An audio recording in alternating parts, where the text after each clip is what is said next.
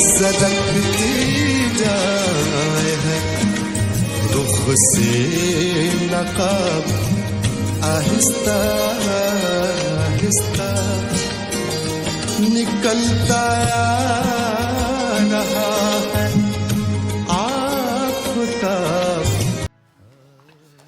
नमस्कार मित्रों, आज हम बात करेंगे गज़ल गायक, गज़ल सम्राट कहा जाता है जिनको, जगजीत सिंह की। जगजीत सिंह का जन्म 1941 में हुआ था और इनकी मृत्यु 2011 में हो गई। बड़ी लंबी उम्र जिए ये, और इनके योगदान को जो इन्होंने गज़लों को दिया है या उर्दू अदब की जिस तरह से इन्होंने सेवा की है वो काबिल तारीफ थी।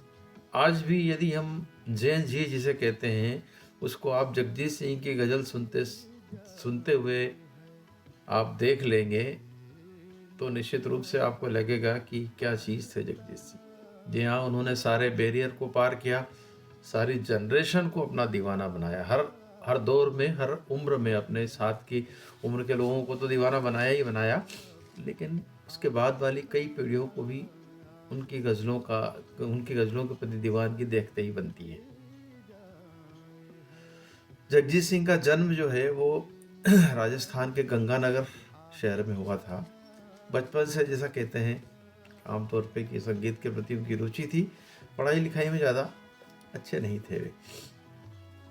पिता, जिस तरह से हर पिता की इच्छा होती है कि उनका बेटा सिविल सर्विस में जाए, उनके पिताजी सरकारी नौकरी में थे, तो उन्होंने भी सोचा कि बेटा बड़ा अफसर बने, बड़ा अफसर। तो वो उसी तरह उनको उस दिशा में उन्होंने प्रेरित किया जगजीत सिंह को। लेकिन जगजीत सिंह का मन जो था वो संगीत की दुनिया में लगता था और इसी में उन्होंने सोचा कि यही काम करना चाहिए। तो उनके ये संगीत प्रेम को देखकर उनके बड़े भाई और पिताजी ने तय किया कि किसी गुरु के पास इनको भेज दिया जाए।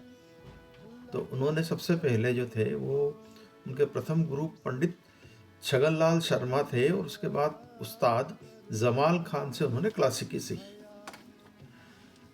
12th पास करी उन्होंने गंगानगर से। फिर कॉलेज की बात हुई तो वो जालंधर चले गए, जालंधर के डीएवी कॉलेज में पढ़ने लगे, बीए किया यहाँ से। और यहीं उनकी एक शायर से मुलाकात हुई, इनका नाम था सुदर्शन फ़कीर। सुदर्शन फ़कीर की बड़े अच्छे शायर थे और वे जगजीत सिंह से पहले मुंबई आ चुके थे। तो उनकी मित्रता वहाँ हुई, कुछ उनके लिखे हुए गीत उन्होंने वहाँ गाए और दोनों एक तरह से दोस्त बन गए। और इसके बाद 1961 में उन्होंने बम्बई जाने का प्लान किया, लेकिन इस बीच उन्होंने एमए करने के लिए कुरुक्षेत्र यूनिवर्सिटी का चुनाव किया। कुरुक्षेत्र यूनिवर्सिटी के कुलपति ने उनकी गायन प्रतिभा को देखते हुए उन्हें एडमिशन भी दिया और गाने के लिए प्रतियोगिता में हिस्सा लेने के लिए वो सरकारी खर्चे पर, यूनिवर्सिटी खर्चे पर उन्हें भेजा करते थे। कॉलेज के ज़माने में ही बड़े पॉपुलर हो चुके थे जगजीत सिंह और लोगों ने उनसे कहा कि भाई तुम्हें अब बम्बई में जाकर अपना करियर बनाना चाहिए पार्श्व गायन के क्षेत्र में। 1961 में एक बार आए वो, लेकिन कई प्रयास करने के बाद उनका कुछ मामला जमा नहीं तो फिर वापस चले गए जालंधर। लेकिन 1963 और 61 के बीच में उन्हें ओम प्रकाश नामक जो हमारे कैरेक्टर रोल किया करते थे फिल्मों में, उनसे मुलाकात हुई। उन्होंने कहीं उनको सुना गाते हुए, फिर उन्होंने कहा कि आप मुंबई आइए और फिर कोशिश करिए।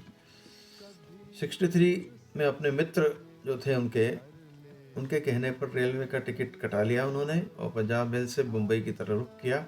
और मित्र जो था उनका भोगल करके उसने कहा कि भाई मैं तुम्हें खर्चा भी भेजूंगा, तुम जाओ और संघर्ष करो और बड़े गायक बनो। देखिए मित्र की जो भूमिका होती है किसी के करियर बनाने में वो किस तरह से होती है, ये एक उदाहरण है उसका। इसी तरह का उदाहरण एक गीतकार योगेश का भी है, आप उनके बारे में भी कहीं पढ़ेंगे तो आपको लगेगा कि ये मित्रों ने उनकी कितनी मदद करी इस मामले में। तो इसी तरह से जो थे जगजीत सिंह के मित्र, उन्होंने जगजीत सिंह ने कई इंटरव्यूज़ में वो स्वीकार भी किया है कि मेरे मित्र ने मुझे प्रेरित किया और खर्चा भी दिया।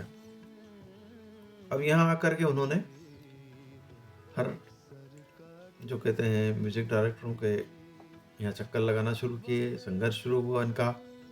सिख थे जगजीत सिंह, दाढ़ी और पगड़ी पहने हुए वे रहते थे और कहीं धीरे धीरे शेर पंजाब होटल हुआ करता था बॉम्बे में एक जुहू पर, जुहू के आसपास, तो वहीं उनको रहने का ठिकाना मिल गया और वे अपना गायन प्रतिभा दिखाते रहे, लोगों को काम मांगते रहे, लेकिन काम मिल नहीं रहा था।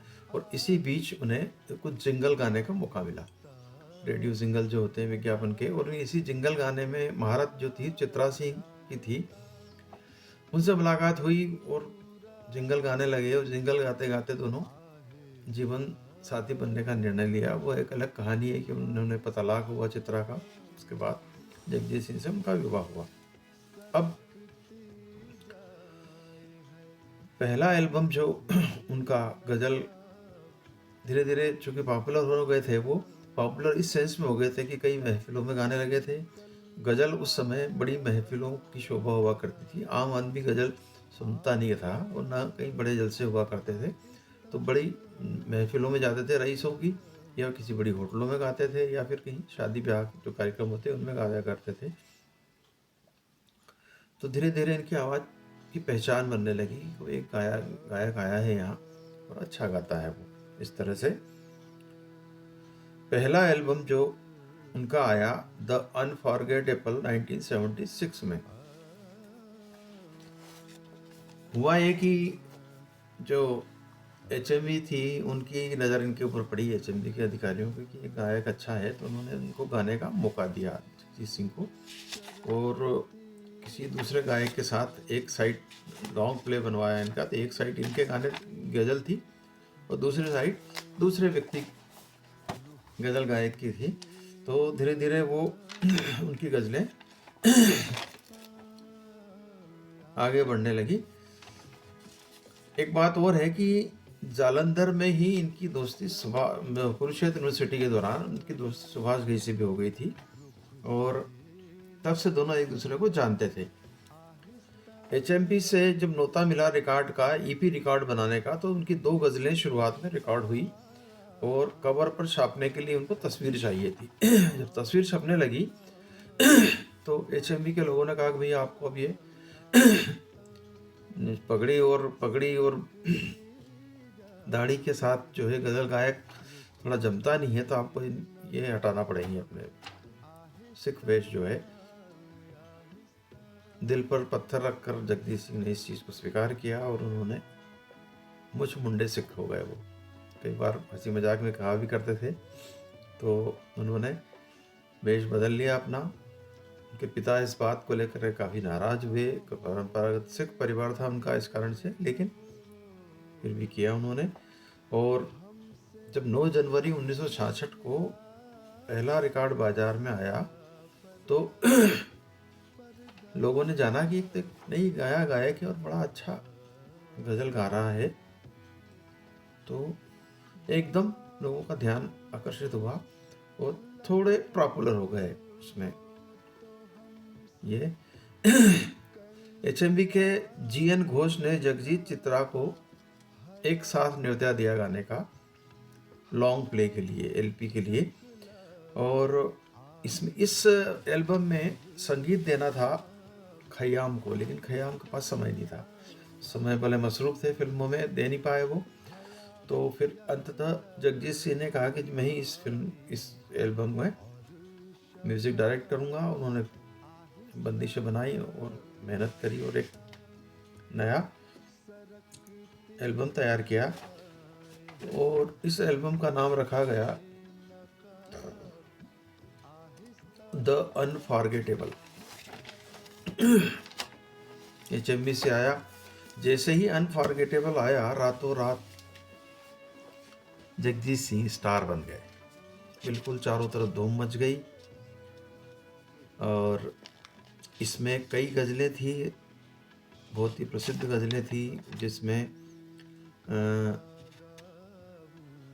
सबसे पहली गज़ल तो जो थी वो थी कि बात निकलेगी तो फिर दूर तलक जाएगी, लोग बेवजह उदासी का सबब पूछेंगे, ये भी पूछेंगे कि तुम इतने परेशान क्यों हो, उंगलियां उठेंगी सूखे हुए बालों की तरफ। चूड़ियों पर भी कई तंज कसे जाएंगे, कांपते हाथों में भी फिक्र कसे जाएंगे।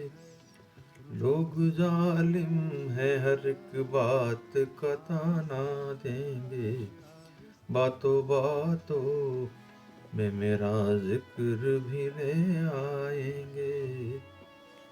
इनकी बातों में जरा सा भी असर मत लेना, वरना चेहरे के तवस्सुर से समझ जाएंगे। बात निकलेगी तो फिर दूर तलक जाएगी। बात निकली और खूब दूर तलक गई। चारों तरफ धूम मच गई जगजीत सिंह चित्रा सिंह की। इसी एल्बम में अमीर मीनाई की एक गजल थी, इसने भी खूब धूम मचाई।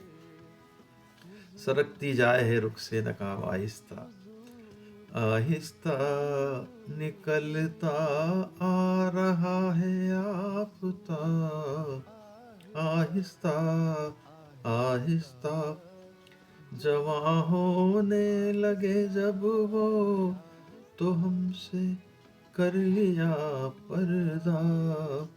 हया यक लख्त आई और शबाब, आहिस्ता आहिस्ता।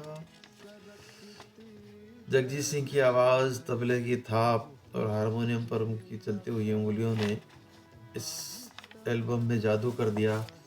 जगजीत सिंह चित्रा सिंह का विवाह हो गया और दोनों मिलकर के लोगों की जवां धड़कन बन गए। एक कहना चाहिए कि गज़ल के आइकान के रूप में इस जोड़े ने काम करना शुरू किया। एक से एक एल्बम आने लगे। लंदन के अल्बर्ट हॉल में इनके द्वारा दी गई प्रस्तुति की रिकॉर्ड ने तो बिक्री के रिकॉर्ड ही तोड़ दिए HMV ने। तो HMV से इस तरह से जगजीत सिंह का आगाज़ हुआ। अपने मित्र जो जगजीत सिंह के मित्र हुआ करते थे, सुदर्शन फाकीर की गज़ल भी उन्होंने कई गज़लें गाई। उनमें एक प्रमुख गज़ल है, वो कागज़ की कश्ती वो बारिश का पानी, भले छीन लो मुझसे मेरी जवानी, मगर मुझको लौटा दो बचपन का सावन, वो कागज़ की कश्ती वो बारिश का पानी। मोहल्ले की सबसे पुरानी निशानी, वो बुढ़िया जिसे लोग कहते थे नानी, वो बुढ़िया जिसे बच्चे कहते थे नानी, वो नानी की बातों में परियों का डेरा, वो चेहरे की झुर्रियों में सदियों का फेरा, भुलाए नहीं भूल सकता है कोई, वो कागज़ की कश्ती वो बारिश का पानी। तो सुदर्शन फाकीर की गज़लें खूब जमी। इसी तरह निदा फाजली के भी उन्होंने कई गज़लों को गाया, जिनमें प्रमुख रूप से दुनिया जिसे कहते हैं जादू का खिलौना है, मिल जाए तो मिट्टी है, खो जाए तो सोना है, अच्छा सा कोई मौसम तन्हा सा कोई आलम, हर वक्त का रोना है तो बेकार का रोना है, बरसात का बादल हो तो दीवाना क्या जाने, बरसात का बादल हो तो दीवाना है क्या जाने, किस राह से बचना है किस छत को भिगोना है, गम हो कि खुशी दोनों कुछ दूर के साथी हैं, फिर रास्ता ही रास्ता है, हंसना है न रोना है। बड़ा फिलॉसफी थी इन गज़लों में। तो इस तरह से उन्होंने कई गज़लें गाई, अनगिनत गज़लें गाई और अनगिनत कंसर्ट किए। और देश में जिस तरह से गज़लों को वो महफिलों से निकाल कर एक आम, जिसको कहना चाहिए, शो में ले आए या आम आदमी तक पहुंचाने का श्रेय जगजीत सिंह को जाता है। तो इस तरह से जगजीत सिंह के काम को आप आज भी जैन जी जो जनरेशन में देख रहा था, बच्चे सुन रहे थे, नहीं सरकती जाए रुख से नकाब आहिस्ता, तो मुझे लगा कि देखिए संगीत कितना कालजयी होता है। और मज़ारे कैस पर जब रूह लैला एक दिन आई, आकर्षित कर रहे हैं तो अरमानों के जगदीश सिंह के बारे में मुरझाए हुए कुछ फूल भी लाई। लगी जब फूल रखने तो कब्र से आवाज ये आई, चढ़ाना फूल जाने मन मगर आहिस्ता।